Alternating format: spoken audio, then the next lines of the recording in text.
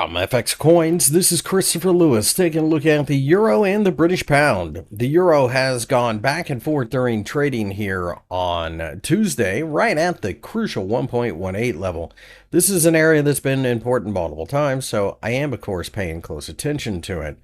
If we can continue higher, the 1.19 level offers a resistance, opening up the possibility of 1.20 if we clear it.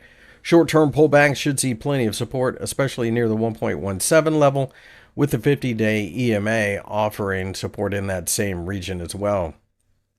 Recently, the market, for the most part, had been in a range between 1.16 and 1.18, so one would have to assume that maybe some of the same could be the case, but we are definitely squeezing to the upside. So I still look at this as a potential long more than anything else. I don't want to short the euro, at least not at the moment.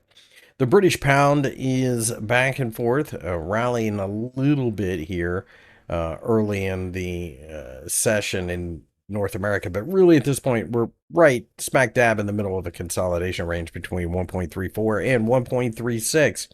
It does look like it's trying to go to the upside again, but we'll have to wait and see. We've seen a shot across the bow recently as the Federal Reserve did cut interest rates last week by 25 basis points, but they were not exactly overly dovish.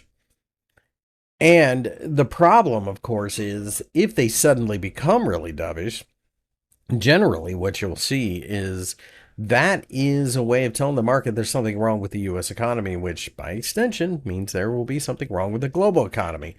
And if the Fed does start to panic, ironically, that will make the U.S. dollar gain in value once it's all said and done because people will run to the treasury markets. Think about it. If you have $12 billion you need to stuff in a place for safety, there's really only one way you can do that, and that is through the U.S. Treasury markets, which require U.S. dollars. We're not there yet, but I think that was the first sign that maybe we are trying to get there. If we can break above the 1.36 level in the British pound, I see 1.37, followed by 1.38 pretty quickly. Breaking down below the 1.34 level, then we have to start to look at the dollar against multiple currencies, not just these two. We'll see if it's a pro-US dollar run across the board.